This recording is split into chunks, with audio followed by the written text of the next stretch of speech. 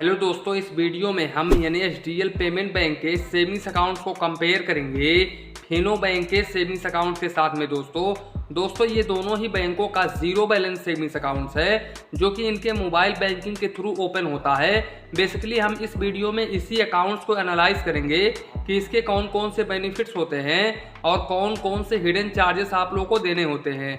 इसके अलावा हम ये भी देखेंगे दोस्तों कि इन दोनों ही बैंकों में से किस बैंक का सेविंग्स अकाउंट्स आप लोगों को ओपन करवाना चाहिए 2023 में। तो दोस्तों वीडियो को बिल्कुल भी स्किप मत करिएगा और अगर आप चैनल पर पहली बार आए हैं तो प्लीज़ चैनल को सब्सक्राइब कर लें ताकि आपको ऐसे नॉलेजफुल वीडियोस मिले सबसे पहले। तो चलिए इसी के साथ में वीडियो स्टार्ट करते हैं।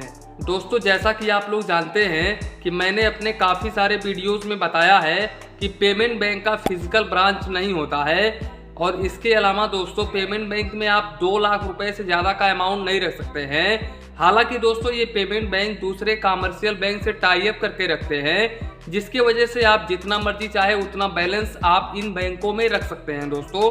लेकिन यहाँ पर अगर हम सिक्योरिटी की बात करें तो यहाँ पर आप लोग का 5 लाख रुपए तक ही अमाउंट सिक्योर होता है दोस्तों, क्योंकि ये दोनों ही बैंक DICGC से इंश्योर होते हैं। DICGC जो कि RBI की एक सब्सिडी बॉडी है जिसके अंतर्गत हर बैंक के हर कस्टमर को 5 लाख रुपए तक का इंश्योरेंस बिल्कुल फ्री में प्रोवाइड किया जाता है। तो दोस्तों आप लोग इन दोनों ही बैंकों में से किसी भी एक बैंक में अपना एक सेविंग्स अकाउंट ओपन करवाते हो और बाय चांस इन दोनों ही बैंकों में से कोई भी एक बैंक कभी भी डूब जाता है तो ऐसे केसेस में आप लोग का 5 लाख रुपए तक का अमाउंट बिल्कुल आसानी तरीके से मिल जाएगा। इसके अलावा दोस्तों इस अकाउंट्स को आप इन दोनों ही बैंकों के मोबाइल बैंकिंग एप्लीकेशन से बिल्कुल आसानी तरीके से इंस्टेंट ओपन कर सकते हैं दोस्तों। इसके साथ साथ दोस्तों अगर हम एलिजिबिलिटी क्राइटेरिया की बात करें तो यहाँ पर आपका एज 18 प्लस होना चाहिए। इसके अलावा आपके पास में आधार कार्ड और आपके पास में एक पैन कार्ड होना चाहिए और आधार कार्ड से रजिस्टर्ड मोबाइल नंबर होना चाहिए दोस्तों, तभी आप इस अकाउंट्स को ऑनलाइन ओपन कर पाएंगे, वरना नहीं कर पाएंगे। इसके साथ साथ दोस्तों इन दोनों ही बैंकों में आप लोगों को कोई भी मिनिमम बैलेंस रिक्वायरमेंट नहीं होता है क्योंकि ये इंस्टेंट सेविंग्स अकाउंट्स ओपन होता है और ये एक जीरो बैलेंस सेविंग्स अकाउंट्स है।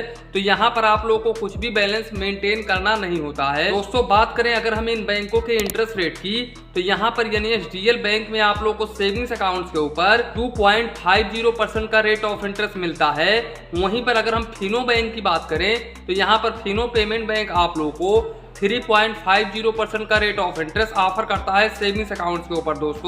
दोस्तों मैं आप लोगों को बता दूं कि फिनो पेमेंट बैंक के सेविंग्स अकाउंट्स के ऊपर आप लोगों को ऑटो स्वीप का भी फैसिलिटीज मिलता है दोस्तों। अब दोस्तों यहाँ पर एक सवाल आएगा आप लोगों का कि आखिर इन पेमेंट बैंकों में ज्यादा इंटरेस्ट रेट क्यों मिलता है। तो जैसा कि आप लोग जानते हैं कि ये छोटे बैंक होते हैं दोस्तों, तो छोटे बैंक होने की वजह से लोग जल्दी इनमें अपना सेविंग्स अकाउंट्स ओपन करवाना पसंद नहीं करते हैं, जिसकी वजह से ये लोग अपना इंटरेस्ट रेट बढ़ाते हैं ताकि कस्टमर बेस इनका बढ़ सके, कस्टमर ज़्यादा से ज़्यादा इनका सेविंग्स अकाउंट ओपन करवा सकें। इसके अलावा दोस्तों अगर हम बात करें SMS अलर्ट की तो इन दोनों ही बैंकों में SMS अलर्ट चार्जेस बिल्कुल फ्री होता है दोस्तों। यहाँ पर SMS के ऊपर आप लोगों को एक भी रुपीस चार्जेस नहीं देना होता है। दोस्तों अगर हम बात करें ATM कार्ड की तो यहाँ पर ये दोनों ही बैंक आप लोग को वर्चुअल डेबिट कार्ड बिल्कुल फ्री में ऑफर करते हैं। इसके अलावा दोस्तों अगर आप फिजिकल डेबिट कार्ड लेना चाहते हो तो ऐसे केसेस में आप लोग को यानी एचडीएल पेमेंट बैंक में 300 रुपये plus GST annual maintenance charges देना होता है ATM कार्ड के ऊपर। दोस्तों बात करें फिनो पेमेंट बैंक के ATM कार्ड की तो यहाँ पर फिनो पेमेंट बैंक ने अपने वेबसाइट में ये साफ साफ लिखा है कि आप लोगों को डेबिट कार्ड के ऊपर एक भी रुपीस चार्जेस नहीं देना होगा। हालांकि दोस्तों इन्होंने नीचे लिखा है टर्म कंडीशंस में कि आप लोग को अकाउंट का सब्सक्रिप्शन फीस देना होगा जो कि साल में एक बार काटा जाएगा। तो दोस्तों यहाँ पर इनका जो सब्सक्रिप्शन फीस है 449 रुपये 58 पैसे है दोस्तों, यहाँ पर GST इंक्लूडेड है। तो दोस्तों ये भले ही ATM कार्ड के ऊपर चार्जेस ना लेते हों लेकिन यहाँ पर सब्सक्रिप्शन फीस पर ये ले रहे हैं ATM कार्ड का पूरा चार्जेस। तो यहाँ पर हम बिल्कुल भी नहीं कह सकते हैं कि यहाँ पर ATM कार्ड चार्जेस फ्री है। इसके अलावा दोस्तों बात करें अगर हम एटीएम कार्ड लिमिट की, तो यहाँ पर आप लोग को एचडीएल पेमेंट बैंक में 20,000 रुपए तक का लिमिट मिलता है। यानी कि आप एचडीएल पेमेंट बैंक के डेबिट कार्ड से 20,000 रुपए पर डे निकाल सकते हैं और 50,000 रुपए तक आप ऑनलाइन ट्रांजैक्शन यानी कि पीओएस ट्रांजैक्शन कर सकते हैं। वहीं पर अगर हम बात करें फिनो पेमेंट बैंक की दोस्तों, तो यहाँ पर फिनो पेमेंट बैंक के डेबिट कार्ड से आप पर डे 75,000 रुपए तक आप ऑनलाइन ट्रांजैक्शन यानी कि पीओएस ट्रांजैक्शन कर सकते हैं। इसके अलावा 25,000 रुपए तक आप डेली विड्रॉवल कर सकते हैं, यानी कि 25,000 रुपए आप पर डे निकाल सकते हैं। दोस्तों यहाँ पर फिनो पेमेंट बैंक के एटीएम कार्ड से अगर आप इनके ओन एटीएम से पैसे निकालते हैं तो आप लोगों को एक भी रुपीस चार्जेस नहीं देना होता है। आप जितने बार चाहें उतने बार पैसे बिल्कुल फ्री में निकाल सकते हैं दोस्तों। इसके अलावा दूसरे बैंक के एटीएम से मंथली 5 बार, वहीं पर मेट्रो सिटी से आप 3 बार पैसे निकाल सकते हैं।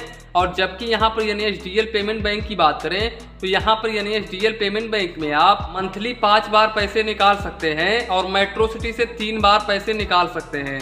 और अगर आप इस लिमिट को क्रॉस करते हैं तो ऐसे केसेस में आप लोगों को चार्जेस देना होता है। दोस्तों इन दोनों ही बैंकों के सेविंग्स अकाउंट्स के ऊपर काफी सारे लिमिटेशंस होते हैं, तो यहाँ पर दोस्तों मैं बिल्कुल भी रिकमेंड नहीं करूंगा कि आप इन बैंकों में अपना एक सेविंग्स अकाउंट ओपन करवाएं।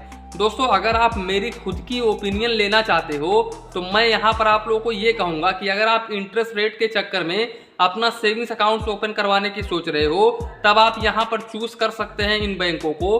लेकिन अगर आप पूरी फैसिलिटीज लेना चाहते हैं दोस्तों, तो मैं यहाँ पर बिल्कुल भी नहीं कहूंगा कि आप इन बैंकों में अपना एक सेविंग्स अकाउंट ओपन करवाएं दोस्तों। अब यहाँ पर आप लोगों का एक सवाल होगा कि आखिर आप क्यों नहीं कहोगे कि यहाँ पर मैं एक सेविंग्स अकाउंट ओपन करवाऊं।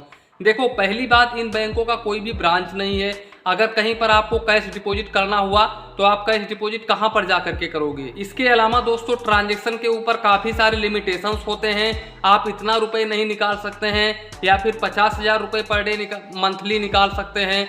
तो ऐसे काफी सारे लिमिटेशंस होते हैं। अगर हम इन ट्रांजैक्शन लिमिट को डिस्कस करेंगे इस वीडियो में तो ये वीडियो काफी ज्यादा लंबा हो जाएगा दोस्तों।